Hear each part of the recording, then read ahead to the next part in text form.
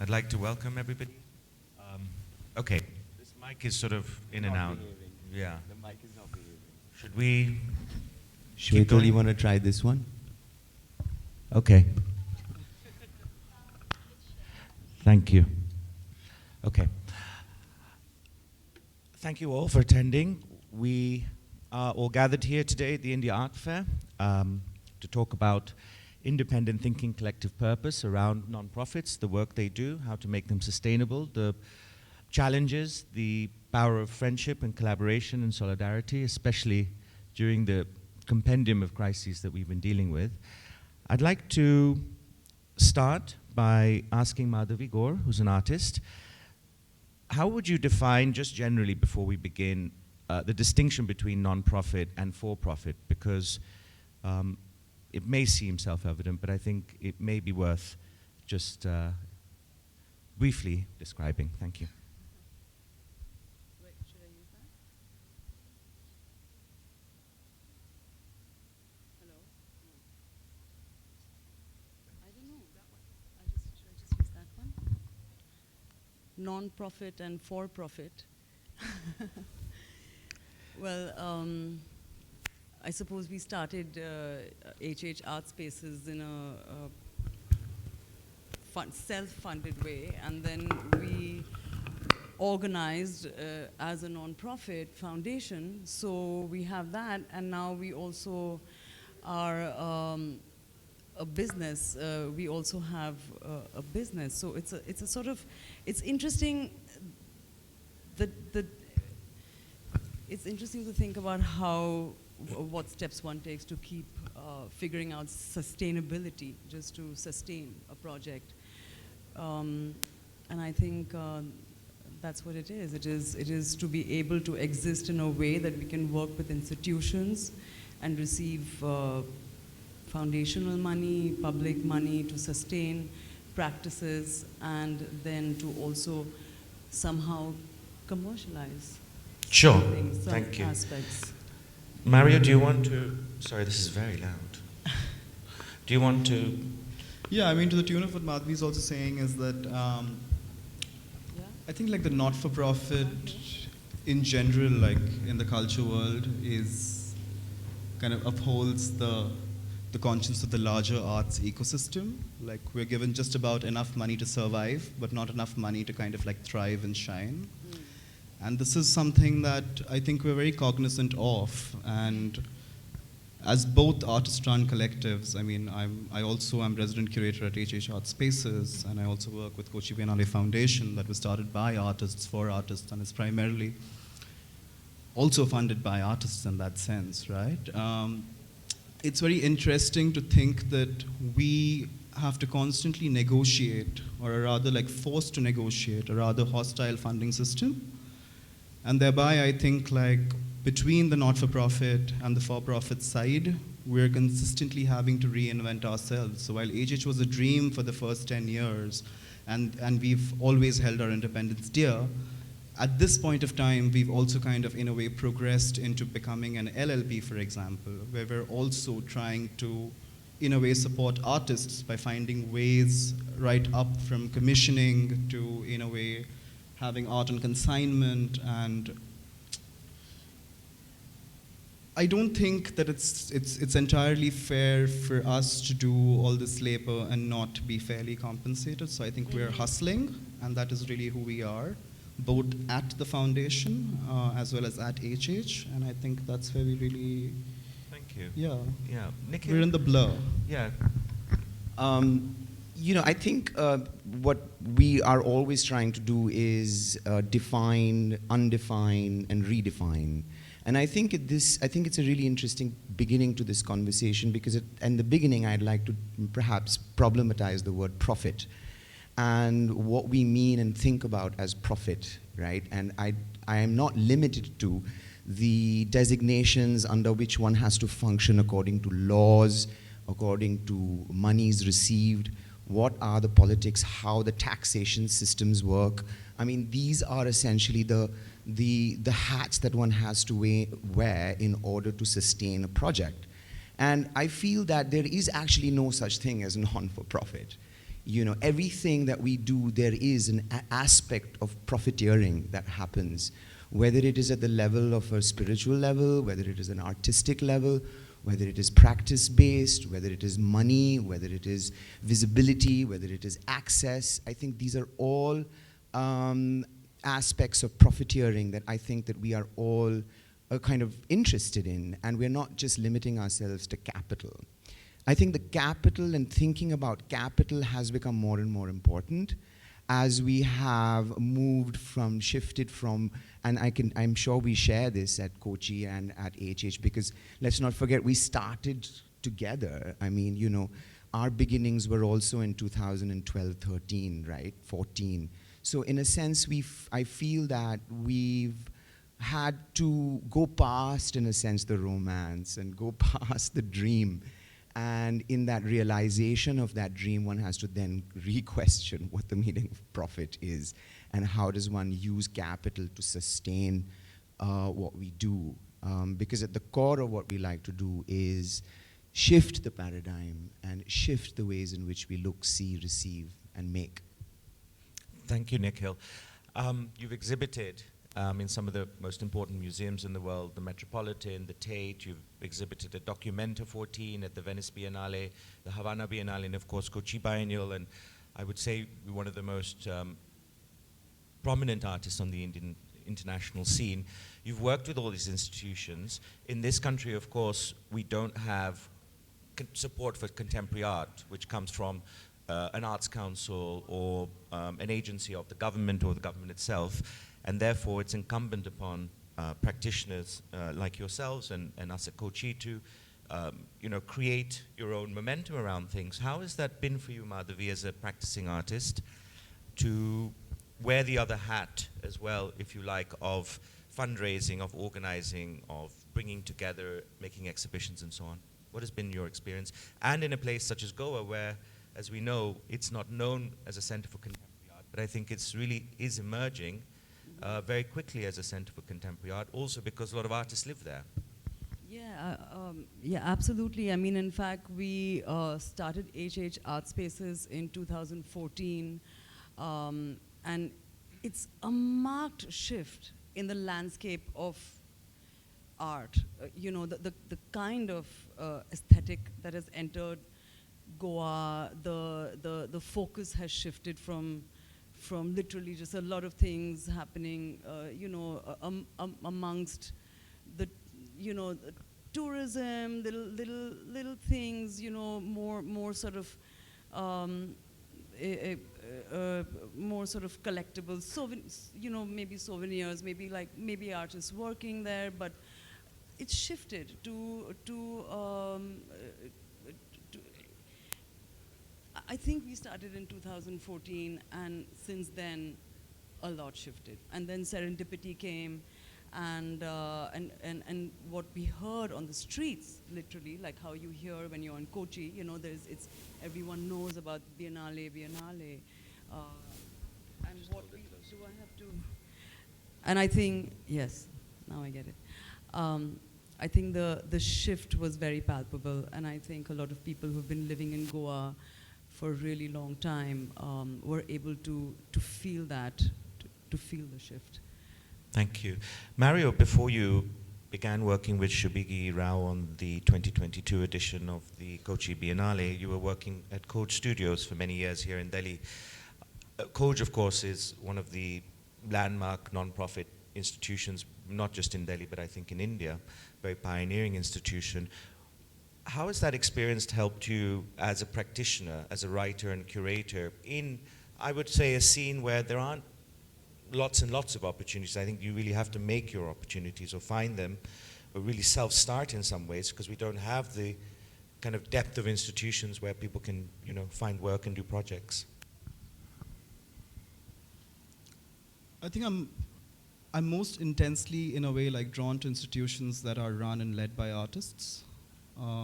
Because I think it is for artistic work to put curatorial work into perspective, and it's not the other way around. I think curatorial work emerges from artistic work and in response to artistic work.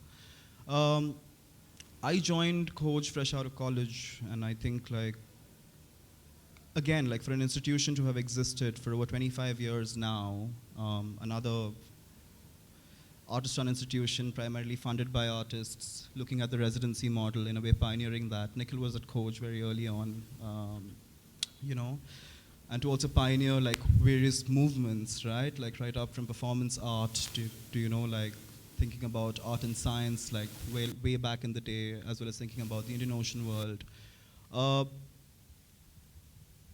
I learned to take risks because I was a part of an institution like Kochi, I believe, because there was nothing to lose. There was just like a safe space, a kind of a platform where you can take a risk and you can fail. And I think that was something that was incredibly rare. When I came to HH, that's the same thing again, right? And I think that is something that we do at Kochi so well, is that we just dream big and we kind of like take a leap of faith, and it's so important to take that leap of faith. And of course, you're going to be hurt and you're going to be bruised and you're going to make mistakes, but that's how we learn. There is, of course, a great dearth of cultural funding. I mean, unconditional cultural funding, I would say, in this part of the world. Like everything, there are no free lunches. Everything comes with some kind of a catch.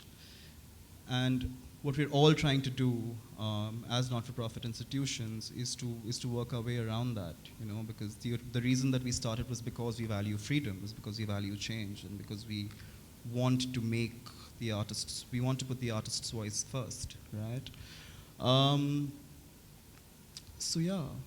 And how has your experience been, Nikhil, wearing the hat of an artist as well as now a director of a foundation, and you've been very successful recently raising a substantial amount of money with the British Council, which a collaboration with the Whitworth in Manchester and the Tetley. Tell us a little bit about how you maneuver both these roles. Well, I've lost all my hair talking about hats, so hats are now very useful for me in the sun and the cold. But yes, they are actually interconnected, but in a sense those roles are different. In a sense, what has happened over the past decade and a half is that besides sort of developing my own practice as a performer and as a live artist, and thinking about the studio space as a space where I get to create and ask the question really to myself is how can one think of live art as a studio practice? You know, and I think this question has sort of allowed me to sort of open up my own studio door to allow collaborators and other live artists to enter, so that together we can start to unpack this idea of live art being studio work, essentially. And in a sense, where that has led to is creating a community space. And the community space then becomes a space that is having a dialogue not just with the community, but also nationally. And then that grows, and then we start to have this dialogue internationally. I think where the points of intersection that become really interesting and live-wired for me is when the networks that are created by my being invited to big institutions and creating alliances with big organizations, I'm also able to, through that, draw their attention to the larger project, right? Besides just the one that nurtures my practice, but the one that nurtures the community and cultivates, in a sense, talent and audiences. So it's been very, in a sense, synergetic in that way, and it's happened quite seamlessly. In a sense, it's happened over conversations, you know, and opening myself up and opening ourselves up to conversation and dialogue.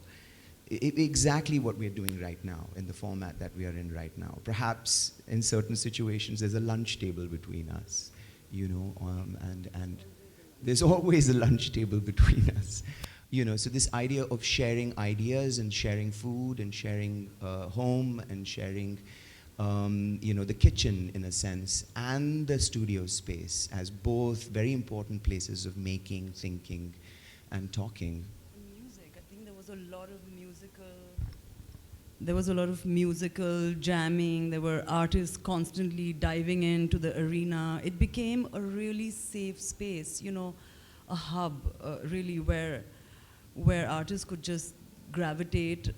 You know, artists really, maybe in the context of Goa, for instance, who had already been working in entertainment or the nightlife, or other artists who were, you know, from Goa, studied in Goa College of Art and so on, who were able to sort of find a safe zone to come and do things, to work in interdisciplinary ways, shift their focus. You know, they were always curious, perhaps artists working in entertainment were always curious about the fine arts, the visual arts, and performance really allows for those collaborations to happen.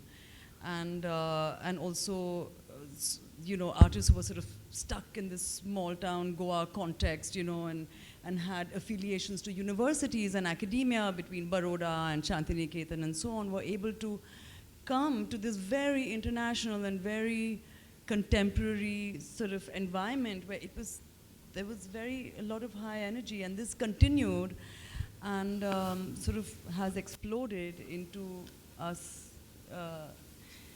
Mario, coming our way a little bit. And I think in a way thanks to the lockdown, because I think that's what happened. A lot of people moved to Goa at the time or decided to stay here for a while, and new things, actually, new things happened, and we won some grants and can move forward and think big. You know, you can think bigger and actually allow artists to do things of a much larger scale than what you would see.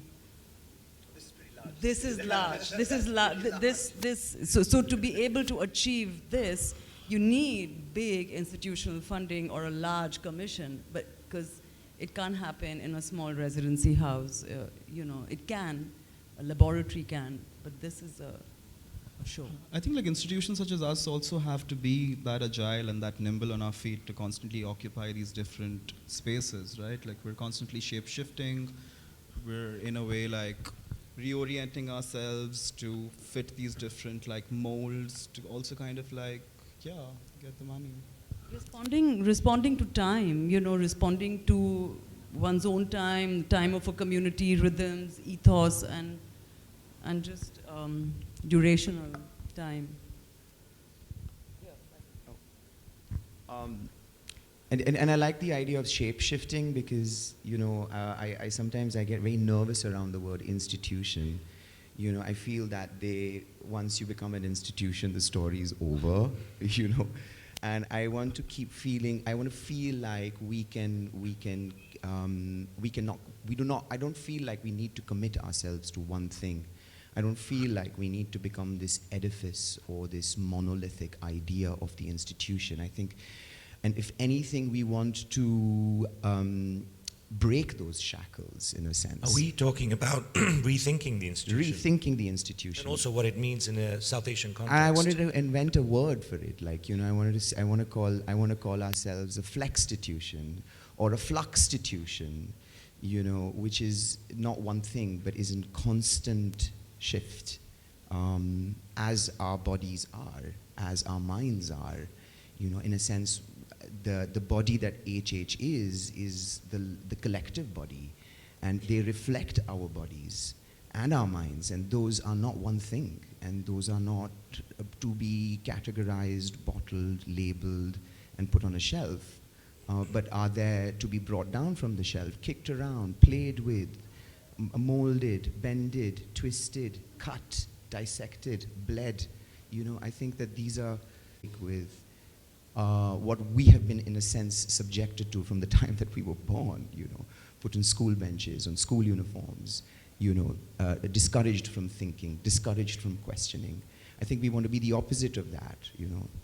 We want to be challenged and challenging. Thank you. I'd like to talk a little bit about, well, Mario is our sort of interlocutor between the Biennale and HH Art Space, and we have quite an exciting collaboration. The reason I bring this up, of course, to announce it partially, but also to talk about how arts organizations in India can work together. And we have Bose Krishnamachari here from the Kochi Biennale, who organized a very big exhibition during the lockdown. And I think it really underscored the need, in the absence of government support, for art and culture during a really difficult time. You know, people still need culture, and it can't stop. But it's been incredibly difficult. But can we talk a little bit about how, in that space, institutions have come together to share resources, to share ideas, and what that means going forward? May I say one, add to that? I mean, I think even with Kochi, of course there's have to have faith that this is really important, that art is important, and we have to keep this going, right? So I think in the context of Goa, we had that, and then and we've, HH itself has expanded. We have Shivani Gupta here, Shaira Saquera, Mario has joined us now as a resident curator. Roma Lousteau is our French partner who is since pandemic in France, but we work together. So I mean, I think a lot of the projects that we envision doing now, including what we will do with Kochi, will not happen if we could not happen if we didn't have faith in ourselves, and people in our community didn't have that faith to say, okay, what are you doing next? It's been so long. Have a show, do something. And so we've been, we increased our core group, and that's the way it, will now move forward. And yeah, so I think like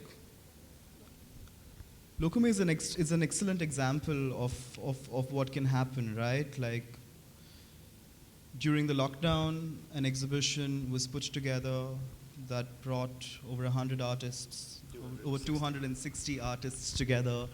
And it also became like a form of supporting new work, but supporting idea, but also supporting the artists at a time where they were deeply vulnerable, and in a way the ecosystem had completely collapsed.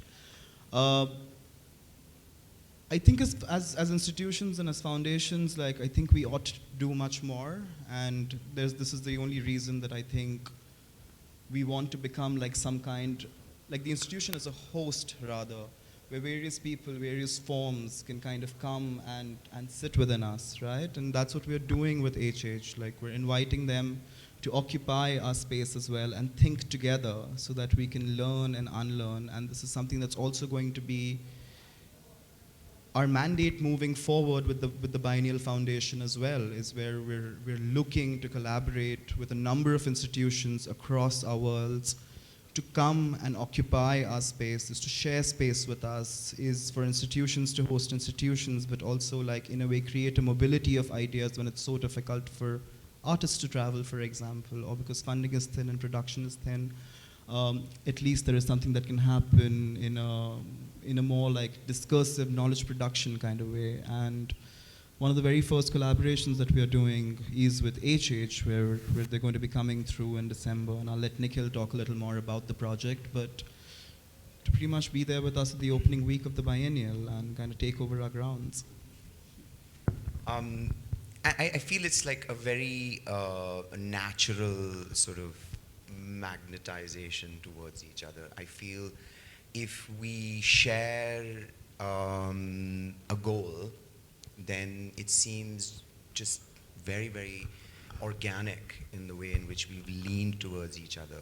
And I feel that, one of the things that I used to say in the early 2000s when the whole Indian contemporary art scene was on this major international, on its major international journey, one of the things I would say was that unless and until India doesn't become an important playground and venue for some of the most cutting-edge contemporary art in the world, the paradigm is not going to shift.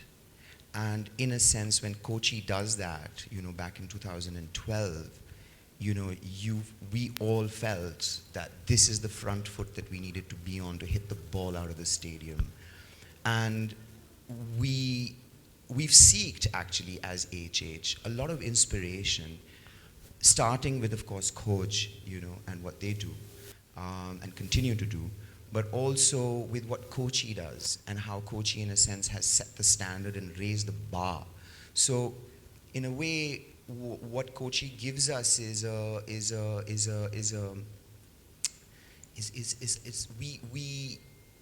we know that with Kochi we are in an international playing field. We know that we are we are talking a language now that is not just about what's happening within the subcontinent, but how we are a voice that is being heard all over the world. So 2012 really felt like we had arrived, in a sense. And it really felt like we could draw from that as well and take the risks that we needed to take. So that said, we want to ignite Kochi's opening week with a series of live works, and we want to look at the pool of talent largely within the subcontinent, a lot of the artists that we have worked with in the past, but also take this opportunity to have new dialogues with artists that we've been wanting to have conversations with for the past couple of years but have not had the chance to. The idea is that it's not just this one-off pop-up shop, because I don't think that that has that kind of potency that we want, right? And we kind of appreciate the idea that's come out in our dialogues with each other, that we develop something that lasts 2, maybe 3 iterations of the biennial. Well, 3 years. Maybe there are 2 biennials that come into that, and then there is that middle year where the biennial is not happening, which is also actually extremely interesting. So it's this longer, sustained kind of conversation that is where we start to actually see the shift and the change that we are aiming for and the goals that we have. Where, as you have probably seen with Kochi, that it's taken 2, maybe 3 biennials to really sink into the very cultural ethos of Kochi, where every rickshawala knows the word Biennale. There is this consciousness of this being Kochi's Biennale. And I think that's because there is this sustained engagement, and I'm looking forward for that sustained engagement so that we can really develop something leading up to the end of our 2 to 3 year engagement. Madhavi, would you like to add something? I'd like to also talk about the fact that you're in Goa, we're in Kerala, we're in Delhi, of course, here, the beating heart of our nation and the economic capitals, Delhi and Mumbai, where largely the art world is concentrated, our institutions, our galleries, and so on. You're in Goa. How difficult has that been? Or what have been the advantages or disadvantages of being dislocated from the center in a way? Well, Goa allows us to be really under the radar. I mean, in those key years when we really wanted to just explode and do exactly what we wanted and make a safe space for artists to do the same, it allowed us to actually be under the radar. But this is a record of everything that we did over 8 years. So it would be really excellent if we had our long-term engagement involved us also creating a hub, not just for artists, but perhaps for students, people from the public. We've many layers of engagements that can happen. A residency period for artists to come and really develop their projects. So some things happen in closed door situations, but then it ends with a huge shebang and a spectacle that is really alters and transforms and leaves a really marked imprint in the minds of people of a place. And this is really important. The imprint is really important. And that's why I think we also work in site-specific ways. Performance allows for a lot of that, and I think that's the kind of, you keep leaving traces and imprints where you go, and some places allow for that better, and some publics allow for that better. I want to just touch on this word community. It keeps coming up. Obviously so important. I think this is also a reflection of the wider art community in this country, and I think it's great to be back at the India Art Fair after missing an edition. How important is community in terms of the thinking around the next Biennale? You're assisting Shubhigi Rao, who is representing Singapore this year at the Venice Biennale, who was appointed as our curator in 2019. So she's had a very busy, difficult period, exhilarating and fantastic at the same time. But you're very interested in this idea of communities, not just here in South Asia, but also internationally. Can you tell us a little bit?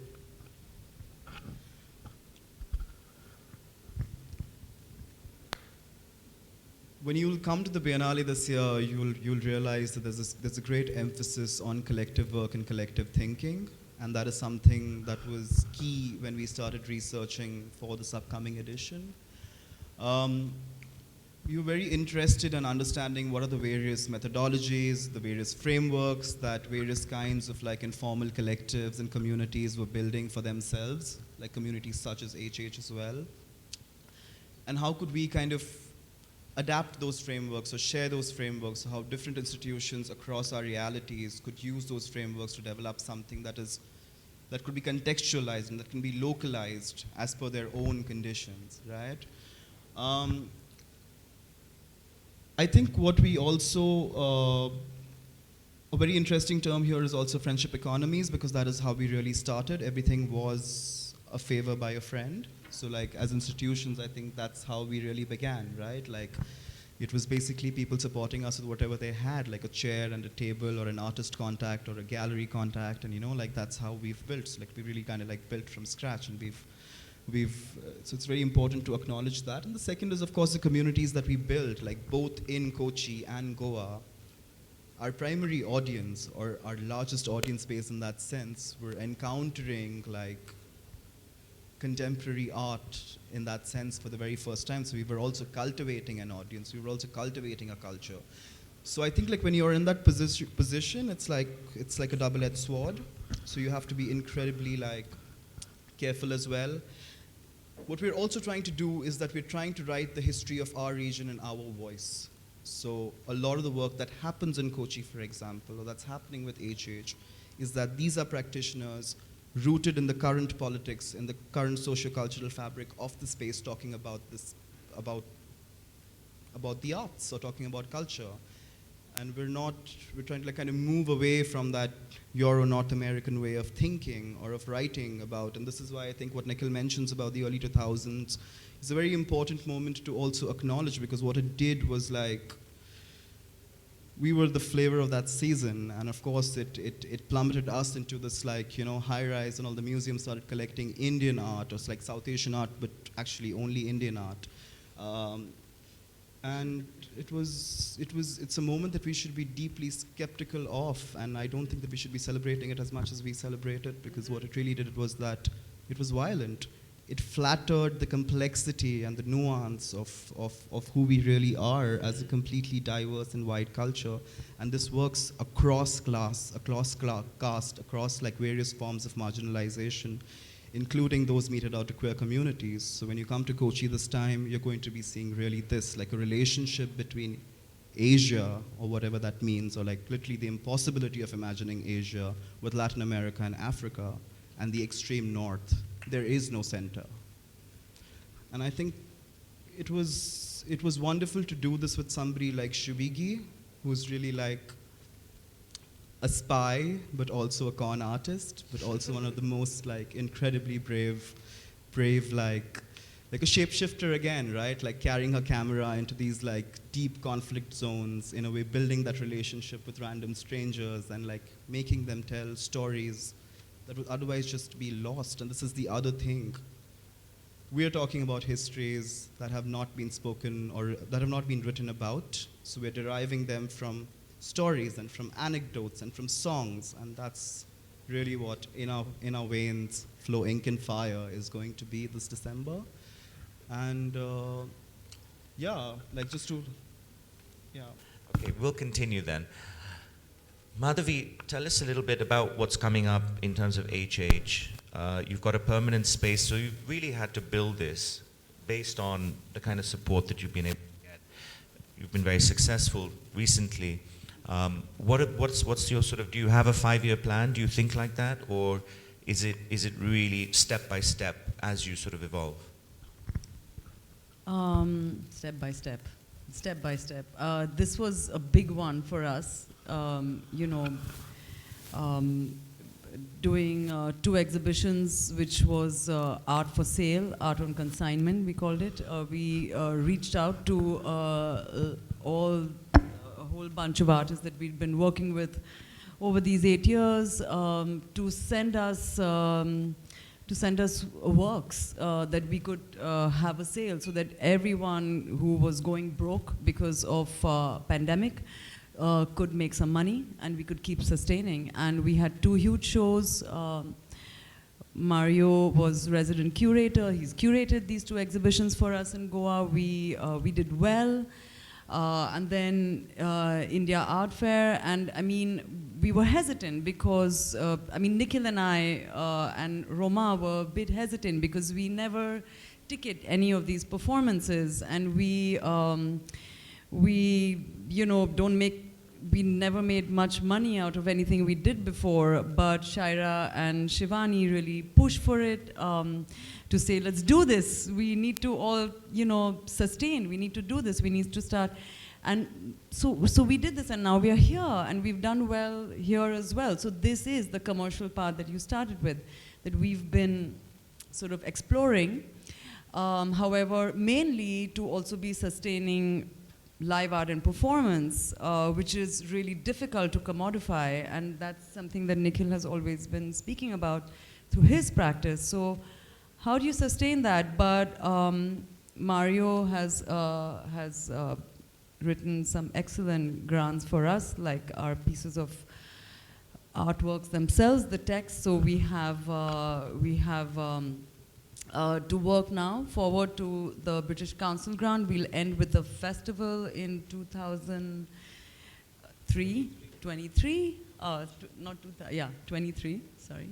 And in 2024, and while we're doing the British Council work, we are also going to be working on Pro Helvetia, so we've won.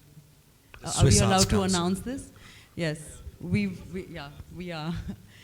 So that also, so we won 2 big grants, and with a lot of work and ambition involved in it, and we'll have 2, and we'll also finish 10 years anniversary of HH since we started, so we're going to have a big festival of our own in Goa.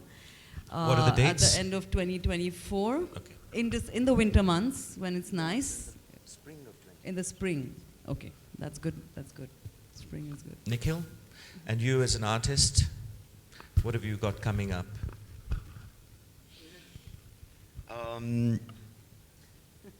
Actually, the year seems really, the next year or year and a half seems quite full with HH, actually.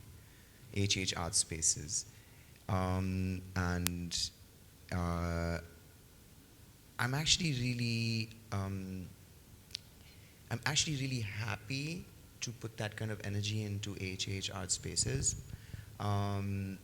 because I've also in 2022, as the year switched from 2021 to 2022, 2021 was a pretty dark year, and I think we're all still in the PTSD of 2021. As the year transitioned into 2022, I kind of made a New Year resolution, and the thing I said to myself, I said, universe, give me the power to say no. And I think that it's not that the no is a no per se, but behind that no, did you remind me about that, Mario? Maybe you reminded me about that behind the no there is the bigger yes. you know, and I think that that's where I am. I feel that I'm sort of saying no to things and opportunities that probably would spark my own practice in order for me to say yes to the idea of thinking a little bit more ambitiously. And I feel that AHH does give me that space. It's not to say that I want to put my own practice on the back burner, but I feel that as I have had the opportunity to step back from the live art space in the past 2 years, because I felt like I was on a roll until the pandemic came, and literally I was staring down 6 cancelled projects. So that pause actually was extremely important. It was extremely important for me to go back into my studio and reconnect with my drawing practice and fall back on charcoal, paper, and pastel, you know. So that this pandemic, in a sense, has also, in a way, slightly shifted my relationship with not just AHH, but also with my own practice. And I think that I'm really looking forward to the engagement with Kochi. I think that's going to take a lot of energy. I'm really looking forward to the connections that we've made with Brito in Dhaka and Tirtha in Sri Lanka. And how we're going to bring South Asia together for this festival that we're going to host in 2023 with the British Council money, and how we are going to connect that to the UK in a way to question why this money has come up at this moment, you know, of what that means in British history and Indian history and the history of the subcontinent, and to not exclude the subcontinent from that history. As Mario said, that Indian art was what was on everybody's, on the tips of everybody's tongues. But I think you cannot discount the South Asia and how we are not separate from that. You know, we are part of that larger conversation. So I'm really looking forward to sort of rooting myself also a little bit more in Goa. In a way, I've also said no to a lot of opportunities that would have taken me away from Goa for long-term periods, and I've sort of done full circle and I've said no to those things. So in a way, I'm feeling very grounded, invested in the idea of building a house as well, a small cottage. So those are certain personal things, but AHH seems to be the big preoccupation in the coming 2 years. Yeah, and in fact, the question of the 5-year, you know, what's going on in the next 5 years is going to be put out there, and we have, you know, published. Yeah, published, and with the support of our institutional partners, we can envision that we can do this now. We can put material out there that can be recorded, that can be recorded well and Thank you. published.